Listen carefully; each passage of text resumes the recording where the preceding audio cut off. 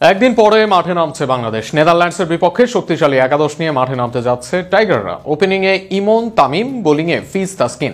তবে মিডল অর্ডারে আছে বড় প্রশ্ন, বাজিয়ে দেখা হবে কি এশিয়া কাপে সুযোগ পাওয়া সোহান সাইদদের, নাকি পাকিস্তানের বিপক্ষে খেলা একাদশই হবে ভরসা।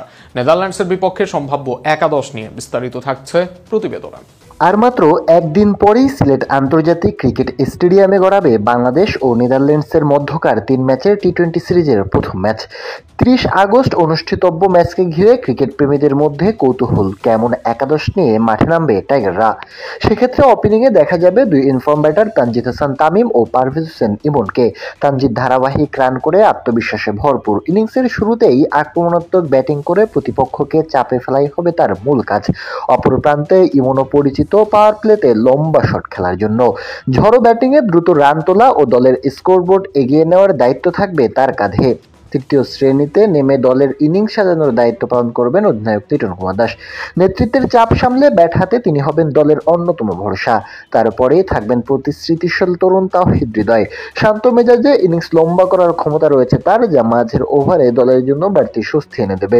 তবে এই জায়গায় সাইফ হাসানকে প্রথম ম্যাচেই বাজিয়ে দেখার সম্ভাবনা কম।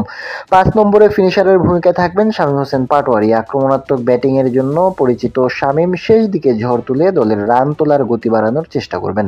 কিন্তু শামীমের জায়গায় বর্তমানের ইনফর্ম উইকেট কিপার ব্যাটার সোহানকে বাজিয়ে দেখার সম্ভাবনা উড়িয়ে দেওয়া যায় না। যদিও বোলিংয়ের জন্য এগিয়ে থাকবেন শামীমই। 6 নম্বরে থাকবেন জাকের আলী অনেক। দ্রুত রান তোলার পাশাপাশি লম্বা ছক্কা মারার দক্ষতা তাকে করে তুলেছে বিশেষজ্ঞ ফিনিশারদের একজন।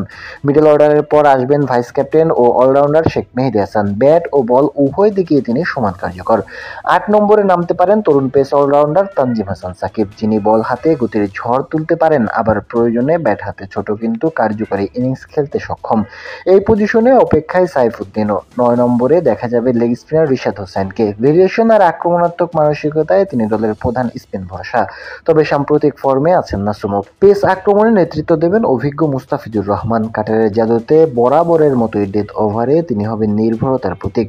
একাদশের শেষ সদস্য হিসেবে থাকবেন গতিময় পেসার তাসকিন আহমেদ, যিনি শুরুতে প্রতিপক্ষকে চাপ ফেলতে পারেন। সব মিলিয়ে পরিকল্পনা অনুযায়ী এগোলে 30 আগস্ট সিলেটে এই একাদশ নিয়ে নেদারল্যান্ডসের বিপক্ষে মাঠে নামতে পারে বাংলাদেশ।